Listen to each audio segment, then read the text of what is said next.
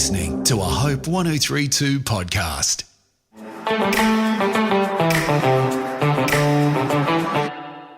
I'm Collett Smart, and I'm a psychologist, a teacher, and your host on Raising Teens. I'm also a parent, and I'm in the middle of raising my own teens and young adult children. I know that raising teens can be fun and busy, but also terrifying and even lonely. I've experienced all of these emotions, sometimes in the same day. On this podcast, I'm joined by well-known experts, and we chat about some of the most common questions I get asked about raising teenagers in my own work, and even some questions I have myself. I have such hope for this generation of young people, so each episode is full of support and practical advice. I love seeing all your questions come in, so each season I focus on some that teachers, parents, and carers have raised. We're all caring for the teens we love so much, so please keep sending in your ideas and questions through my Instagram and Facebook page or via the Hope 1032 podcast webpage, so we can support this generation of teens together.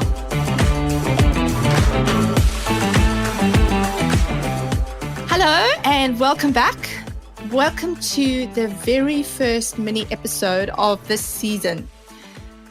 As I mentioned at the start of this season, I'm going to be alternating every week between longer discussions with my guests and then short episodes where I chat with you about some of the extra thoughts or ideas that I've had about the week before's topic. So on the last episode, we heard from psychiatrist Dr. Jo Pendergast, and we chatted about trauma and her book on trauma and talking with teenagers. And this really got me thinking about the principles of what we call trauma-informed care. This is actually something that I did quite a bit on in my recent master's, and a lot of schools and healthcare workers are being trained in trauma-informed care, or we call it the trauma-informed approach.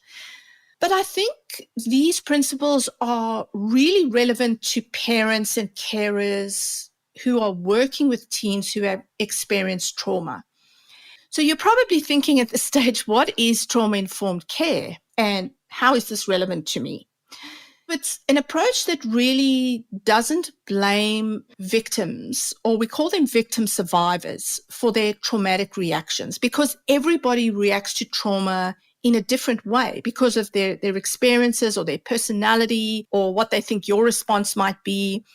But it also embraces a message of hope and optimism that recovery is possible, but without being flippant or dismissive of the person's experience. So it's not about happyology or, pretending everything's good when actually we know someone is going through something quite big in their lives or they're struggling to process what has happened to them.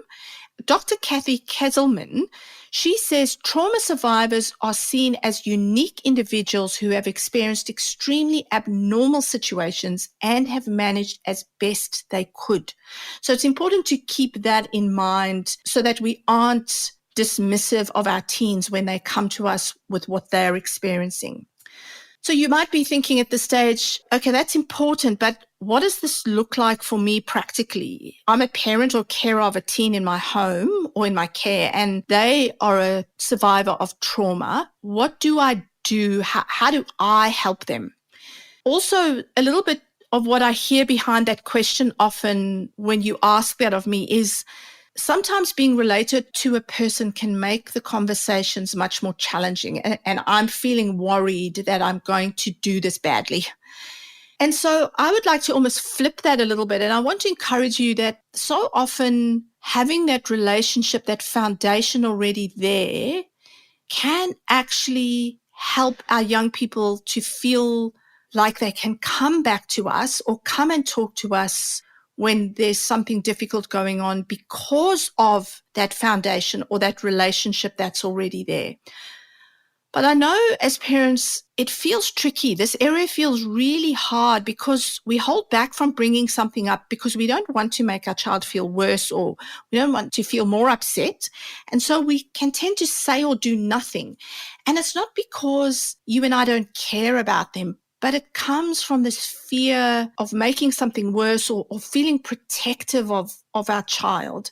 And on top of all of that, we also worry that for our teens, they don't want to talk to us because they feel like telling or talking about or disclosing difficult information is not what teens want to do. And so all of this is going on in our minds.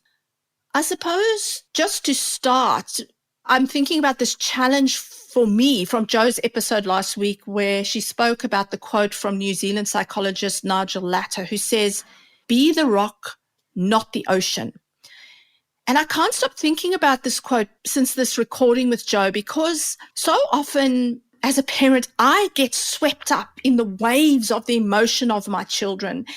And when they're feeling something, it's almost like as a mum, I want to jump into that ocean and rescue them, and you beaten around by the waves rather than remaining the solid rock that they need us to be, that place that they can buffer against. And it's because I love them and I feel their pain almost at a visceral level sometimes. And I want to rescue them. I want to fix stuff. And so often they really just need me to be that rock. It made me think about my own seminars. And in a much earlier episode, I spoke about lighthouse parenting in the episode on parenting styles. And being a lighthouse or lighthouse parent or carer is really similar to this rock analogy. It's about being steady, being solid, being safe. This rock could look like, when you suspect your child has experienced trauma, in a practical way, it might look like something that I have seen in information from the Blue Knot Foundation. So in these last few minutes that I have with you, I'm going to go through 5 guiding principles on trauma-informed care from the Blue Knot Foundation. So these are safety, trustworthiness, choice, collaboration, and empowerment. The last 2 kind to me are quite intertwined. And so I'll expand a little on the first 2, and then we will go into the last 3. So let's start with safety. Safety really is seen as the essence of the trauma-informed approach. There's 2 parts to safety: physical safety and emotional safety. Now, why is safety so important? Let me first say, remember that secrecy, fear, and shame are very common responses to trauma. So sometimes a child won't mention a traumatic event to you because it might still be a secret. It might feel very raw or recent or risky for them to bring it up. Helping a child feel safe is so important because if a child doesn't feel safe, there's no way they're going to want to talk about what has happened to them or about anything to do with their trauma. So when trying to think about helping a child feel safe, we usually just begin with curiosity. So not in a way that we go digging for details about the trauma. It's more like being in a position of not knowing. It can feel like a little bit of a skill we've got to learn, but it's really about taking a step back, not making quick assumptions about what we think our child feels or what we think they are going through or what we assume that they're going through. It's really of a watch and listen and wait approach. I know that sometimes as a parent, any kind of waiting can feel agonizing because we feel like we're doing nothing. I know I feel like that. Waiting and listening, however, are most certainly actions, even though they feel silent to us. What does that look like? It might look like doing things with your teen, sitting beside them, watching a movie, watching them at sport, asking them about things that they love to do, just ways that we really lean in. I love to talk about leaning in, not in an overpowering way, but in a way that just says, I'm here, I'm in your life, I'm engaged with all parts of your life, and I love being with you.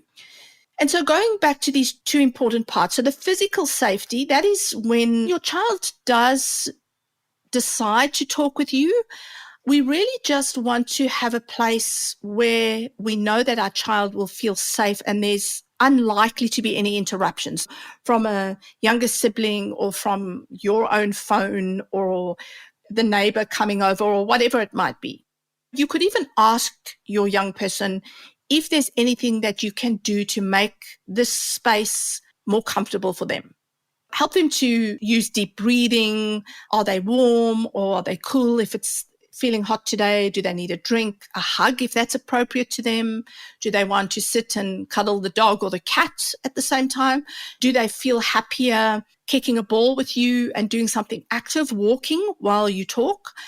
For many young people, physical activity can be very helpful rather than sitting feeling like they have to be eyeball to eyeball with someone. And these are all part of what we call grounding exercises. You can find some ideas about grounding exercises in the link in the show notes.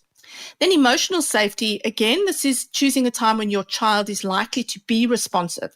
So not in the middle of a PlayStation game or when they're getting ready to go out with friends. Also check your non-verbal communication. Non-verbal communication also communicates emotional safety. So think about your tone of voice or your body language and so on. These all need to communicate a sense of safety. So getting support for ourselves as adults first if we're worried about our own response. And Jo spoke about that last week in her episode. Then, of course, being alert to any signs of distress in your child. So encourage them to take their time, take short breaks if they need to, and always ensuring that they are emotionally safe during and after the conversation. So again, going back to some of those grounding techniques and making sure that they have somebody to talk to or go to that they also trust after their conversation with you, or somewhere they feel safe after the conversation with you. The second one is trustworthiness. So this is really about taking a gentle approach, and it's about not conveying some kind of agenda, that we have some kind of roadmap that we have thought out beforehand that we think our child should be playing to or adhering to. It's really building up a sense of trust. Because when a child has had their sense of trust betrayed, it can be very difficult for them to trust others, even you as their parent. Please don't take this personally.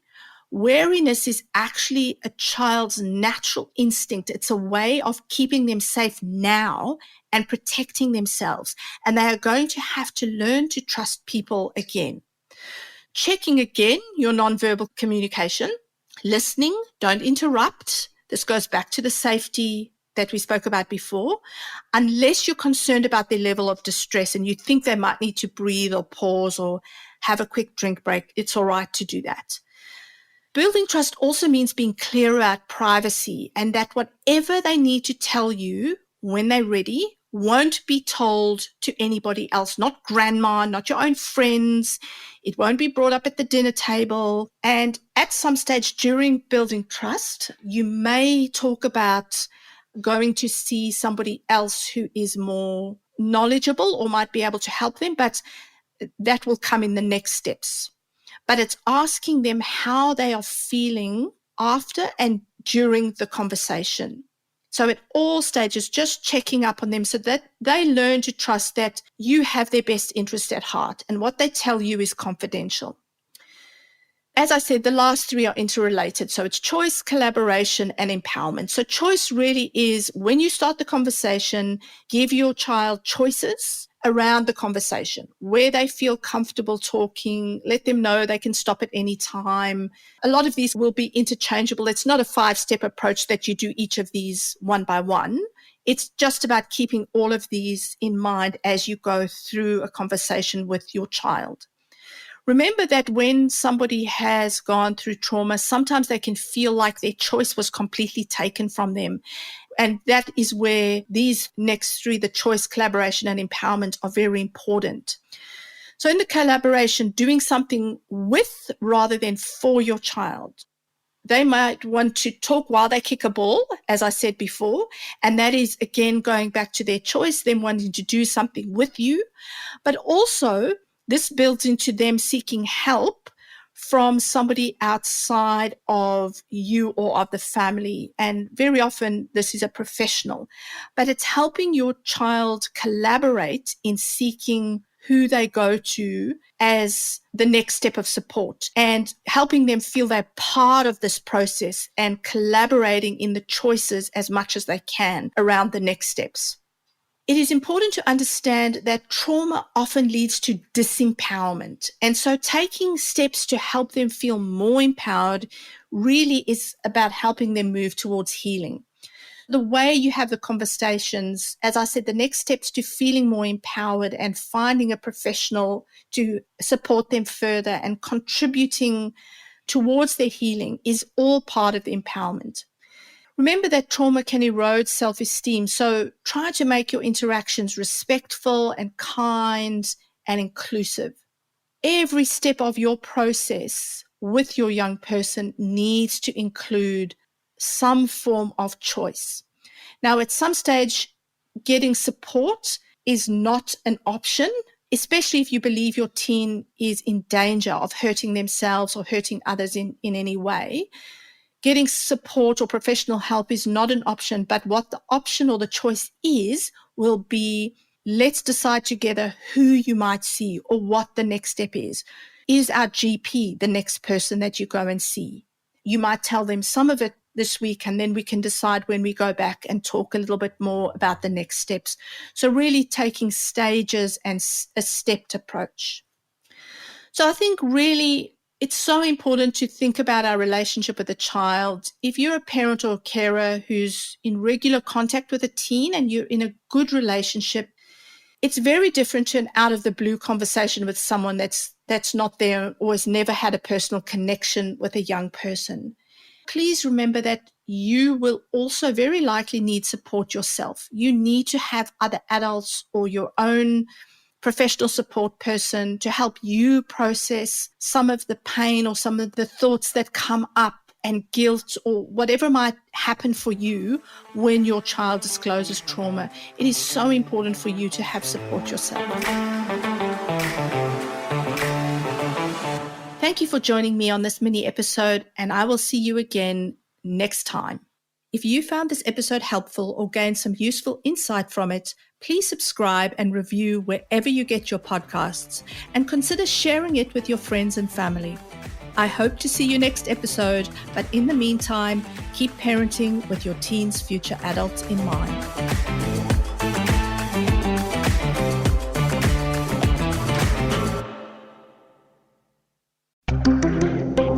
Hope 1032. Thanks for listening.